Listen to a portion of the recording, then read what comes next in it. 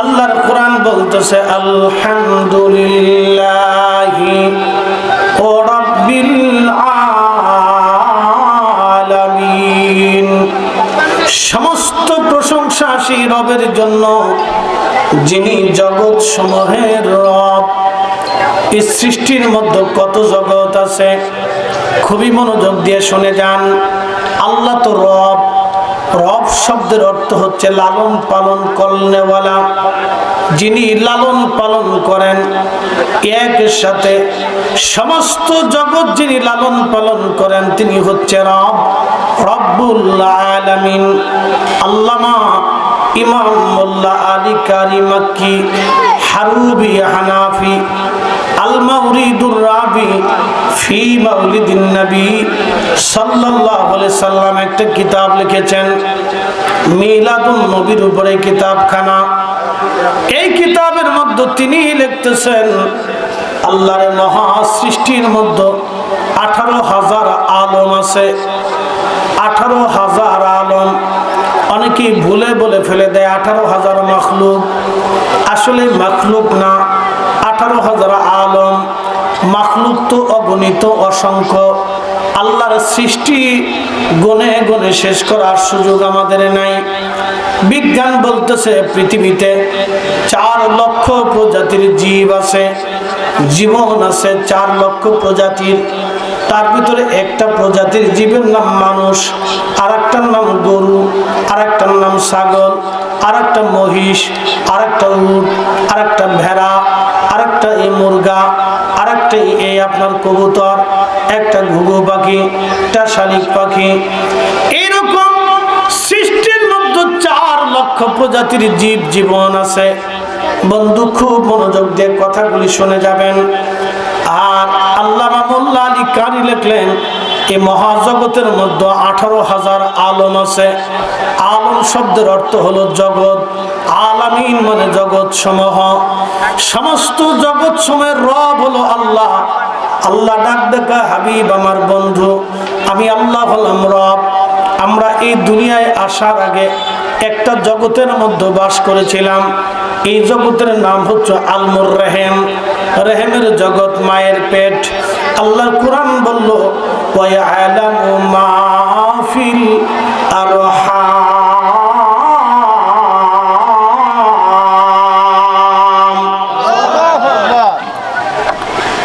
মায়ের পেটের মধ্যে ছেলে হবে না মেয়ে হবে আল্লাহ ছাড়া কেউ জানে না। এটাকে রেহেমের জগৎ বলা হয়। এই জগতের মধ্যে আমরা সামান্য সময় ছিলাম। কারো 6 মাস, সর্বনিম্ন সীমা 6 মাস, কেউ 7 মাস, কেউ 8 মাস, কেউ 9 মাস, সর্বোচ্চ সীমা 10 মাস 10 দিন মায়ের রেহেমের ভিতরে আমরা ছিলাম। এটাকে একটা জগৎ বলা হয়, রেহেমের জগৎ। এই জগতের ভিতরে আমরা ছিলাম। আল্লাহ কি দিয়ে আমাদেরকে এই জগতে বানাইলেন? আল্লাহ বললেন সুম্মা জাআলা নাসলাহু, আমি আল্লাহ তোমাদের নসল দিলাম, তোমাদেরকে আমি আল্লাহ বংশ বৃদ্ধি করলাম। মিন সুলালাতিন মিন মাইন মাহিন। এই জগতের ভিতরে কি দিয়ে আল্লাহ আমাদেরকে বানাইলেন? কোরআনে আমার আল্লাহ, আল্লাহর পবিত্র জবান দিয়ে আল্লাহ বলতেছেন একটা কথা সারা জীবন মনে রাখবেন। আল্লাহর কোরআনের উপরে সৃষ্টির মধ্যে কোনো দলিল নাই। কোরআন হলো সবচাইতে বড় দলিল। কথা বলেন ঠিক কিনা? কোরআনের উপরে সৃষ্টির মধ্যে কোনো দলিল হতে পারে না। এই জগতে আল্লাহর কালামের চাইতে কোনো কালাম হতে পারে না। আল্লাহর বাক্যের উপরে শ্রেষ্ঠ কোনো বাক্য হতে পারে না। আল্লাহর কোরআনের চাইতে বিশুদ্ধ কারো কথা হতে পারে না। আল্লাহ বললেন সুম্মা জাআলা নাসলাহু, তোমাদের বংশ বৃদ্ধি করলাম। ওয়া বাদা খালকাল ইনসানি মিন তুরাব, আল্লাহ বলেন আমি মানুষের সৃষ্টির সূচনা করেছি মাটি থেকে। আমাদের সৃষ্টির সূচনা হলো মাটি থেকে। আমরা এই জন্য সবাই কিন্তু মাটির তৈরি মানুষ। কেউ যদি বলে আমরা মাটির তৈরি না, তাহলে এর মতো বলদ বোকা আল্লাহর দুনিয়াতে নাই। আমরা সবাই মাটির তৈরি মানুষ। সৃষ্টির সূচনায় আল্লাহ বলতেছেন আমি তোমাদের সূচনা করেছি, বাদা খালকাল ইনসানি মিন তুরাব, আমি মানুষকে মাটি থেকে তার সৃষ্টির সূচনা শুরু করলাম। সর্বপ্রথম মাটি দিয়ে বানানো হলো আদম শফিউল্লাহকে। আদম শফিউল্লাহ মাটির তৈরি। আদম শফিউল্লাহর বাম পাজরে একটা বাঁকা হাড্ডি। বলেন আদম যদি মাটির তৈরি হয় তাহলে তার হাড়টাও তো মাটির তৈরি। ওই মাটির তৈরি হাড় দিয়ে আল্লাহ হাওয়া আলাইহিস সালামকে বানাইলেন। তার মানে আদমও মাটি, আম্মা জান হাওয়া মাটির তৈরি। এরপরে আল্লাহ বলতেছেন সুম্মা জাআলা নাসলাহু, আমি বংশবৃদ্ধি করব তোমার। এই বংশবৃদ্ধি কিভাবে করছি শোনো। মিন সুলালাতিন মিন মাইন মাহিন, আমি আল্লাহ রাব্বুল আলামিন বংশবৃদ্ধি করলাম ওই আদম শফিউল্লাহর শরীর থেকে নির্যাস নির্গত, যেটাকে আরবিতে বলা হয় নুতফা, বাংলায় বলে বীর্য, যেটাকে শরম পাওয়ার কিছু নাই। আল্লাহর কোরআন বলল মিম্মা ইম্মাহিন, ধাববান পানি। এই পানির ভিতরে থেকে শুক্রাণু ডিম্বাণু। আদম নবী মাটির তৈরি প্রথম, হাওয়া আলাইহিস সালাম মাটির তৈরি। বাম পাজরের বাঁকা হাড় থেকে তৈরি করলেন, কারণ আদম নবী যেহেতু মাটি হয় তাহলে এই হাড়টাও মাটি দিয়ে তৈরি করা হয়েছিল। এবং যে সুলালাতিন মিন মাইন মাহিন, যেটাকে আরবি বলতে বলা হয় নুতফা, খলাকাল ইনসানা মিন নুতফা, এই মানব জাতিকে নুতফা বীর্য থেকে তৈরি করা হয়েছে। কিন্তু শুনিয়া যান আপনি, এই যে নুতফা বীর্য যেটাকে বলা হয়, এটা প্রথম আদম শফিউল্লাহ পৃষ্ঠদেশ থেকে আসলো, শুরু হয়ে গেল আদম শফিউল্লাহ থেকে। তার মানে এই বীর্যটার উৎস হলো মাটি।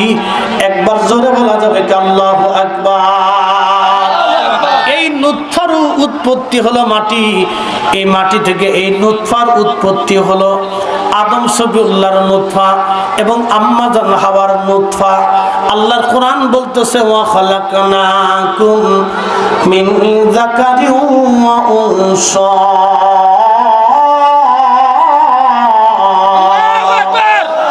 আমি একজন পুরুষ একজন নারী থেকে এই মানব জাতির বংশবৃদ্ধি করলাম। একজন পুরুষ এবং একজন নারী থেকে মানব জাতির সৃষ্টি করলাম। সেই পুরুষের নাম হাওয়া, পুরুষের নাম আদম, নারীর নাম আম্মা জান হাওয়া। হাবিগঞ্জের মুসলমান, দুইজনের নাসল থেকে আল্লাহ দুইজনের মিম্মা ইম্মাহিন, ধাবমান পানি, এই পানি থেকে আল্লাহ রাব্বুল আলামিন মানব জাতির সৃষ্টি সূচনা করলেন। এই জন্য আমাদের শরীর থেকে ওই পানি বের হয়ে আসে। এই জন্য মানব জাতির বডিটা আল্লাহ 4টা পদার্থ দিয়ে বানাইলেন। প্রথম সূচনা হলো মাটি দিয়ে, তারপরে পানি, তারপরে আগুন, তারপরে বাতাস। এই 4টা পদার্থ আল্লাহর ওলি, বিশ্ববিখ্যাত ওলি হুজুর গাউসে বাগ মহা ওলি, ওনার চাইতে বড় ওলি আর কোনোদিন জমিনে জন্ম হবে না। ওনার একটা কিতাব আছে সিররুল আসরার।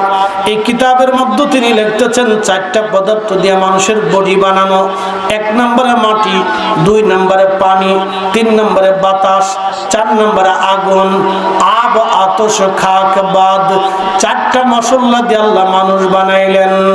4 রঙের মশলা দিয়া যে কইরাছে তোর গঠন, 4 রঙের মশলা দিয়া।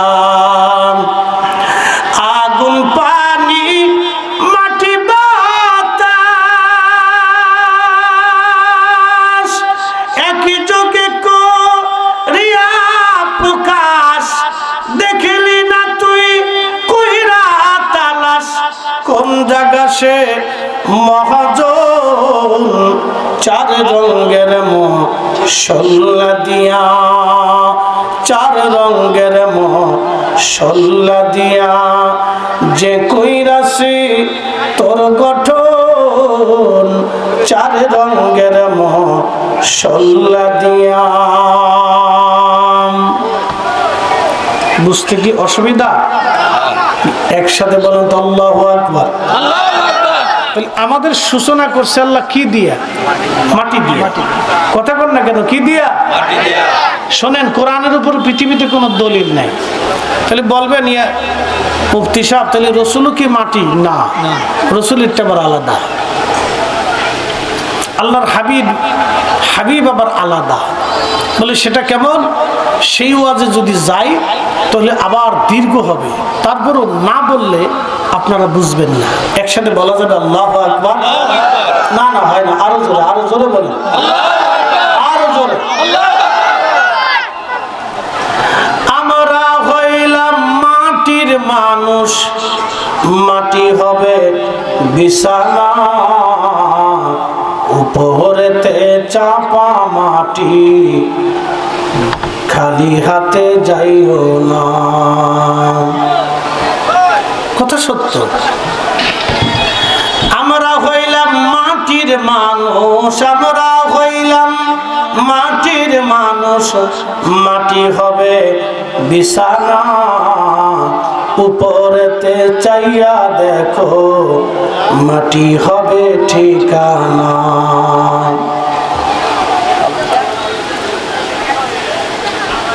হাবিগঞ্জের মুসলমান খুবই মনোযোগ দিয়া শুনিয়া যান, আমরা মাটি, এটা আল্লাহর কোরআন কর্তৃক সাবিত। একবারে সুস্পষ্ট ভাবে আল্লাহ আমাদেরকে মাটির তৈরি বানাইছেন। একসাথে বলবেন আল্লাহু আকবার।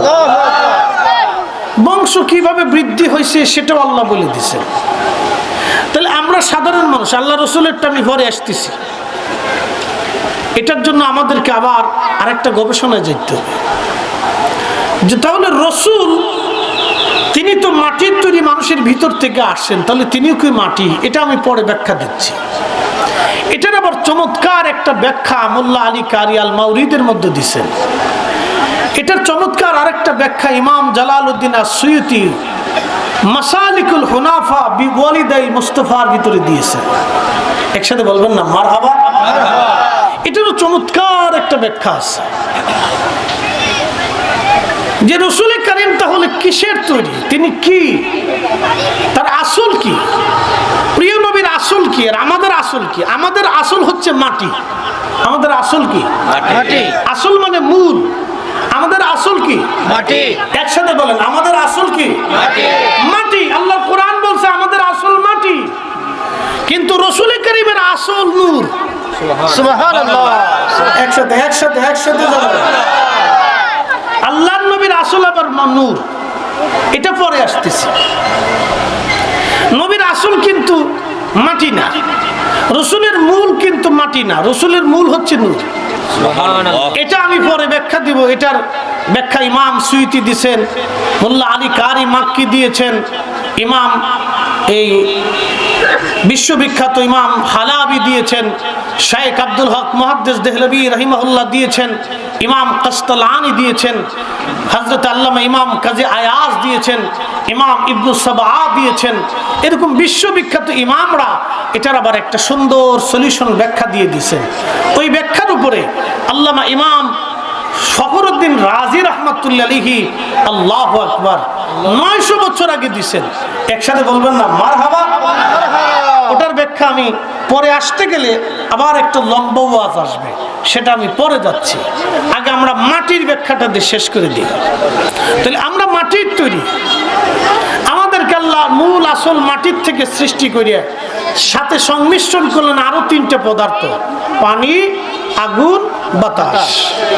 এই যে নিঃশ্বাস যদি আমাদের না থাকে তাহলে আমরা বাঁচবো না। আমাদের শরীরের তাপমাত্রা যদি না থাকে তাহলে আমরা বাঁচবো না। এই জন্য মানুষের কোনো ক্ষমতা নাই, মানুষের কোনো শক্তি নেই। আপনি যখন দুনিয়াতে আসছিলেন বলেন তখন কি কোনো শক্তি ছিল আপনার? কিছুই ছিল না। কোনো জমি জমা আপনার নামে ছিল? আপনার কিছু ছিল? কোনো জনপ্রিয়তা ছিল? আপনার দুনিয়াবি কোনো এই ক্রেডিট ছিল? কিচ্ছু ছিল না। আমি একবারে দুর্বল ছিলাম, হীন ও ক্ষীণও ছিলাম। মা খাওয়াইছেন, খাইছি। মা ঘুম পাড়াইছেন, ঘুমাইছি। মা গোসল করাইছেন, গোসল করছি। মা তেল মালিশ করছে, তেল দিয়েছি। মা আমাদের অসুস্থতার জন্য মা ডাক্তার দেখাইছেন, ওষুধ খাওয়াইছেন, আমি খাইতে পারছি। আমি ক্ষীণও ছিলাম, দুর্বল ছিলাম। আল্লাহ আমারে দিয়ে, আমার মা দিয়ে, বাবা দিয়ে আল্লাহ আমার লালন পালন করাইছেন। এই জন্য বাবা মাকেও আল্লাহ রব বলছেন। রাব্বি রাহমহুমা কামা রাব্বায়ানি সগীরা। চিৎকার মেরে জোরে বলেন আল্লাহু আকবার। রাব্বি রাহমহুমা কামা রাব্বায়ানি সগীরা। আল্লাহু আকবার। আমার একটু অসুস্থতা, আমার হাই প্রেশার আছে, তো সম্ভবত প্রেশার লো অথবা হাই হইতে পারে। এটা আনইজি ফিল লাগতেছে। আমার একটু ঘন ঘন চা খাও তো বাবা, অসুবিধা নেই, অসুবিধা নেই, ওয়াজ ডিস্টার্ব হবে না। কিন্তু ওই আনইজি ফিল, একটা ওষুধ খেয়েছিলাম, একটু পাওয়ারফুল ওষুধ খাওয়াই ফেলছে ডাক্তারে, বলছে 7 দিন পর একটা ট্যাবলেট খাইতে, বেশি পাওয়ারের। এটাই মানে আমার এফেক্ট করতেছে, একটু ঝামেলা করতেছে, মানে চাপ দিয়ে ধরতেছে মাথাটা। মনে হচ্ছে যে আমি বেশি অসুস্থতা লাগতেছে, শরীরে ঘাম আসতেছে। আচ্ছা, অসুবিধা নেই। তারপরে কোরআন হাদিসের ব্যাখ্যা ডিস্টার্ব হবে না, কারণ যেটা কালবের মধ্যে ঢুকেছি, এটা যেটা বের হবে, ও ঘুমের তালেও মাঝে মধ্যে ওয়াজ করে ফেলি আমি। একসাথে করলেন আল্লাহু আকবার। তুমি ঘন ঘন দিও আমারে, তাহলে ঠিক হবে। আর একটু জোরে বলি আল্লাহু আকবার। না হয় না, আরে আমি না একটু দুর্বল আছি, আপনারা তো দুর্বল না। একসাথে জোরে বলেন আল্লাহু আকবার। শোনেন, জিকির এমন একটা শব্দ, এই জিকিরের আওয়াজ মানুষের কানে আসলে তখন তার কাল্ব জিন্দা হয়। সুবহানাল্লাহ। অসুস্থ রোগীর কাছে জিকিরের আওয়াজ দিলে অসুস্থ রোগীর অসুস্থতা দূর হয়, তার কাছে ভালো লাগে। এই জন্য আপনাদেরকে দিয়ে একটু জোরে জিকির করেছি। একসাথে আরো জোরে বলেন আল্লাহু আকবার। নারে তাকবীর, নারে রিসালাত। একটু উচ্চ আওয়াজে দুরূদ শরীফ পড়েন। আল্লাহুম্মা সাল্লি আলা সাইয়্যিদিনা মাওলানা মুহাম্মদ ওয়া আলা আলি সাইয়্যিদিনা মাওলানা মুহাম্মদ। তুমি আল্লাহর প্যারা হাবিব, তোমার তুলনা নাই কেউ আছে? জোরে বলেন আছে? তোমার মতো আকাশ ভ্রমণ করে নাই কোন পয়গম্বর। আল্লাহুম্মা সাল্লি আলা সাইয়্যিদিনা মাওলানা মুহাম্মদ ওয়া আলা আলি সাইয়্যিদিনা মাওলানা মুহাম্মদ। প্রিয় ভাইরা আমার, দুনিয়ার মধ্যে যখন আসছি আমি ক্ষীণ ছিলাম, দুর্বল ছিলাম। আল্লাহ রেহেমের জগতে আমারে রাখলেন। রেহেমের জগতে রাখিয়া আল্লাহর কোরআন বলতেছে, আল্লাযী খালাকাকা, তোমারে ওই জগতের মধ্যে আমি সৃষ্টি করলাম। ফাসাওয়াকা ফাআদালা, সুবিন্যস্ত করলাম, সুঠাম করলাম। আঙ্গুলের জায়গায় আঙ্গুল দিলাম, চোখের জায়গায় চোখ দিলাম, নাকের জায়গায় নাক দিলাম, মাথার জায়গায় মাথা দিলাম, পায়ের জায়গায় পা দিলাম, পেটের জায়গায় পেট দিলাম, কানের জায়গায় কান দিলাম, দাঁতের জায়গায় দাঁত দিলাম, জিহ্বার জায়গায় জিহ্বা দিলাম। অঙ্গ প্রত্যঙ্গ যাহা যাহা প্রয়োজন আমি আল্লাহ তোমারে তাহা তাহা দিলাম। আমি আল্লাহ তোমারে দিয়েছি। বান্দা, ওই রেহেমের জগতের মধ্যে তুমি ছিলা। এটা একটা জগৎ, এই রেহেমের জগতে থাকার আগে আল্লাহ আমাদেরকে আর একটা জগতে রাখলেন। এই জগতের নাম হচ্ছে রুহের জগৎ। দেখেন, জগৎ সমূহের আলোচনা করতে যাইয়া আমরা ছিলাম রুহের জগতে। রুহু কি? কাফেররা এসে, ইহুদিরা এসে নবীকে প্রশ্ন করলো, ইয়া রাসূলুল্লাহ, আপনি বলেন তো রুহু কি জিনিস? যদি বলতে পারেন আমরা কালেমা পড়ব। আল্লাহর কোরআন সাথে সাথে নাজিল হয়ে গেল। আল্লাহ ডাক দিলেন, ওয়াস আদুনাকা আনির রূহি কুলির রূহু মিন আমরি রাব্বি।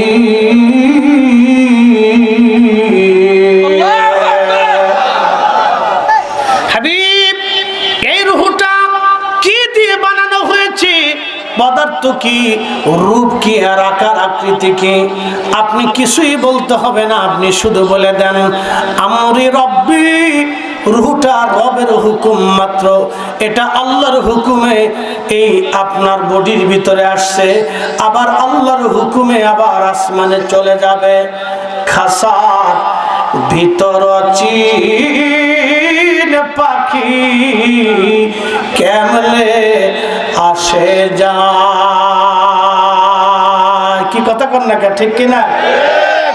এই খাসার ভিতরে অচিন পাখি কেমনে গেল, কেমনে আসলো, কোথায় কোন সময় কে আল্লাহ দিয়ে দিল, আবার কেমনে চলে যাবে, দুনিয়ার কেউ দেখে না। নাস্তিকরা বলে যে আল্লাহ দেখা যায় না, সে আল্লাহ মানি না। ওই নাস্তিকরা বলবেন, নাস্তিকরে, যে আল্লাহ দেখা গেল না সে আল্লাহ তুমি মানতে চাও না। আগে বলো তুমি তোমার নিজেরে দেখছো নি? কি কথা কর না কেন? তুমি তোমার নিজেরে দেখছো নি? ফরিদি সাহেব আপনাদের সামনে কথা বলে, ফরিদি সাহেবের এটার নাম বডি, এটার নাম কায়া। যখন অরিজিনাল ফরিদি আল্লাহর কাছে চলে যাবে, এই বডিটা মুর্দা লাশ হয়ে পড়ে থাকবে। এটাকে লাশ বলবে সবাই, তখন আর ফরিদি সাহেব বলবে না, বলবে এটা ফরিদি সাহেবের লাশ। কিন্তু ফরিদি চলে গেল আল্লাহর কাছে। ইন্না লিল্লাহি ওয়া ইন্না ইলাইহি রাজিউন। আমরা আল্লাহর কাছ থেকে আসছি, আবার আল্লাহর কাছে আমরা ফিরে চলে যাব। তাহলে বলেন, দুনিয়াতে মানুষের কিছু আছে? নাই। কথা কন না কেন? আছে। আমার সারো আল্লাহর জিকির করো, পাইলে পাইতে পারো খুদারে। ঠিক কিনা? আমার কিছু আছে? নাই। সব কার? আল্লাহ। আমার গাড়ি, আমার বাড়ি, আমার ঘর, আমার জমি, আমার স্ত্রী, আমার সন্তান, আমার সংসার, আমার এই সব কিছু আমার কিছুই না। দম ভরাইলে সব পর। চিরসত্য। দম ভরাইলে সব পর। আমার বলে কিচ্ছু নাই।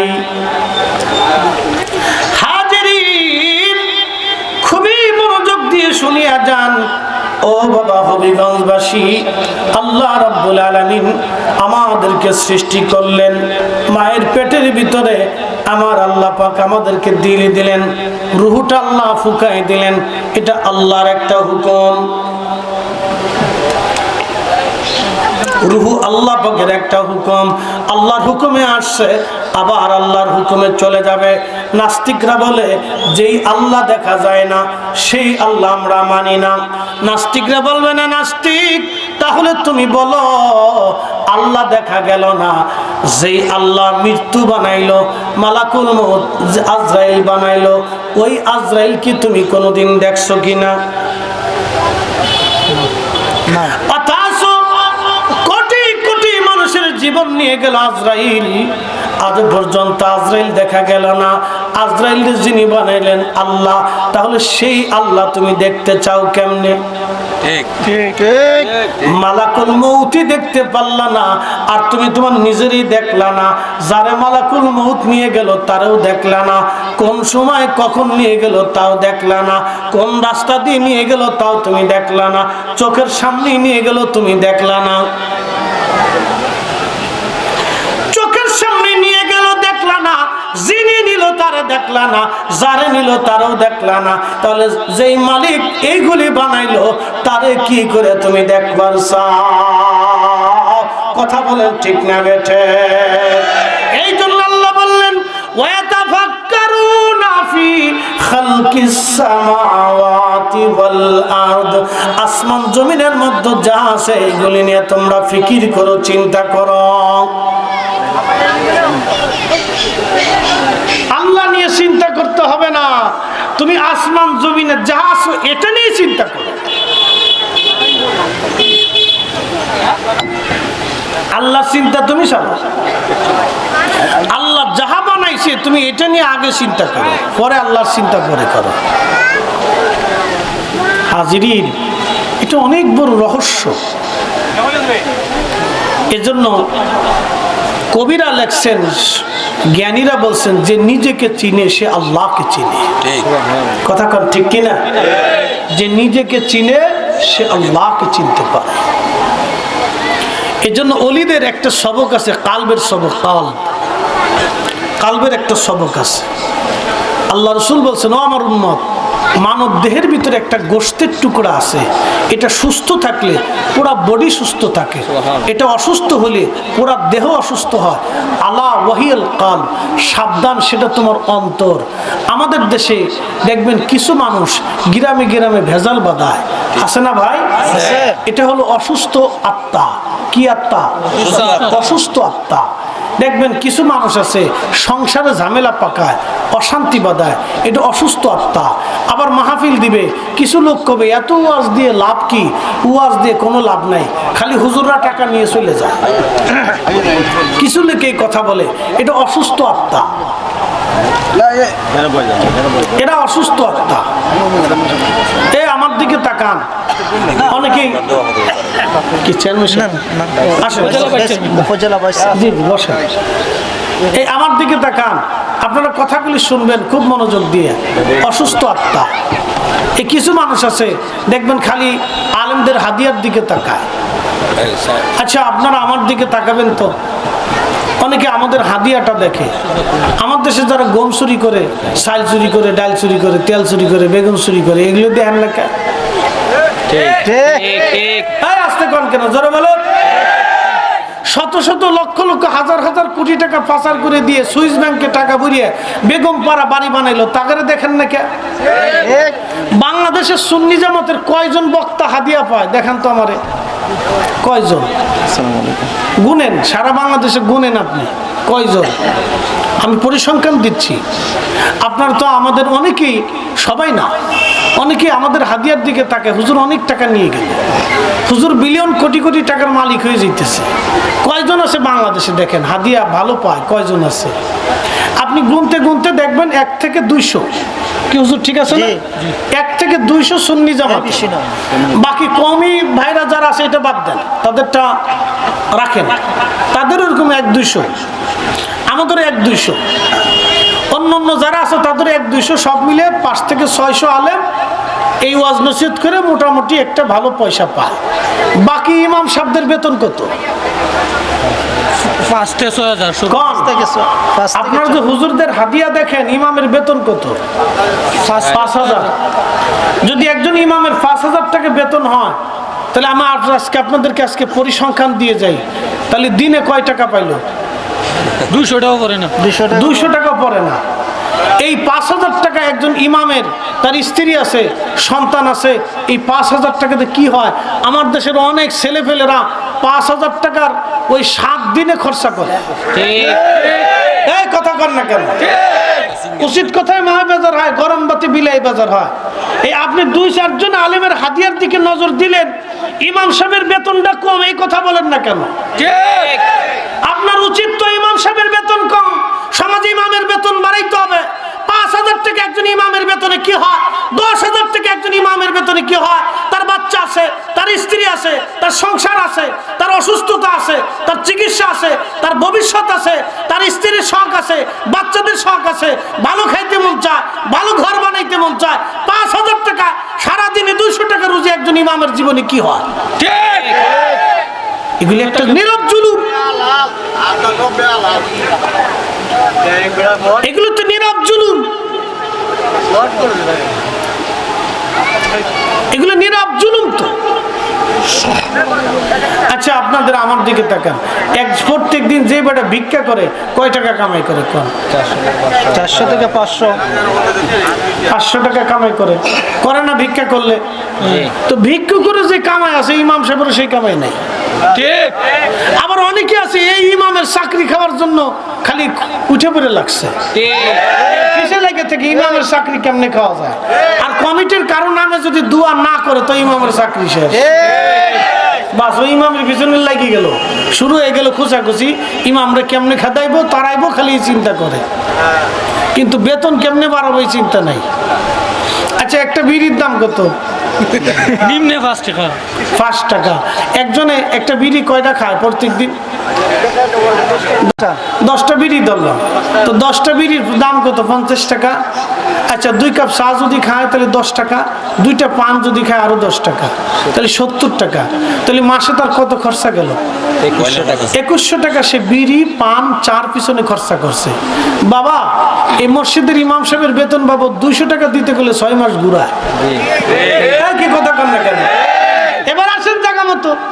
সাথে ওয়াইফাই বিল, ডিশ বিল এই দিতে আছে। ওয়াইফাই বিল কিন্তু 500 টাকা ঠিকই দেয়, ডিশের বিল 500 টাকা ঠিকই দেয়, বিড়ির টাকা ঠিকই দেয়, খালি ইমামের টাকা চলে না।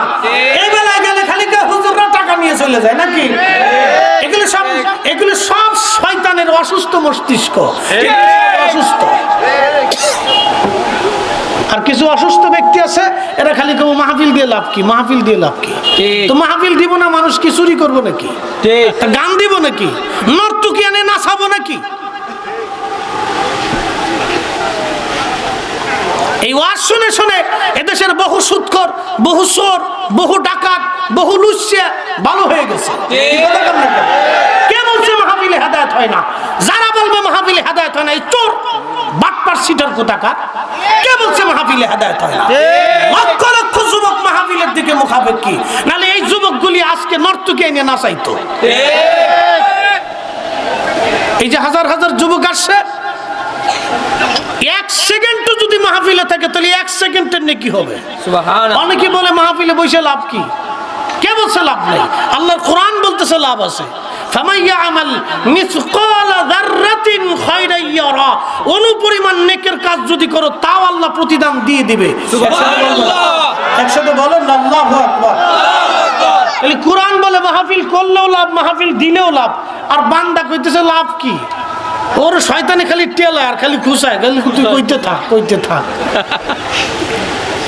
ভাই মনে কিছু নিয়েন না। এই বাংলাদেশে কয়জন আলেম এরকম হাদিয়া পায় বলেন তো?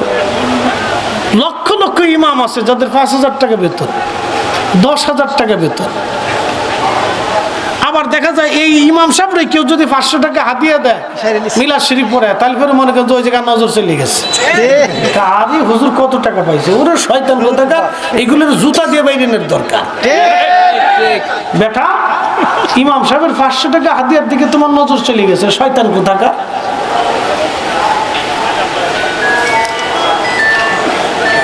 শোনেন, এগুলি করবেন না, এগুলি প্রশ্রয় দিবেন না আপনারা। যারা এগুলো সমালোচনা করে খুঁটি খাটি ধাক্কাধাক্কি করে বুঝবেন এই সব কটা শয়তানের দালাল।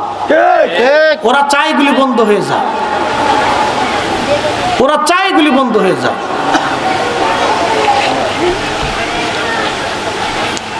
এগুলি ভাষায় বলার মতো কিছু নাই তো, কি বলবেন এগুলি? উপস্থিতি আল্লাহ আমাদেরকে সঠিক বুঝ দান করুন, সকলে বলে না আমিন। বাবাজি কেউ মনে কষ্ট নিয়েন না। একজন ইমামের বেতন 5000 টাকা। আরেকজনকে জিজ্ঞেস করছে, একটা ছেলে একদিন আমার কাছে এসে বলতেছে, হুজুর মাত্র 3000 টাকা মাসে বেতন দেয়, তাও 3 মাস বাকি। বলেন তো।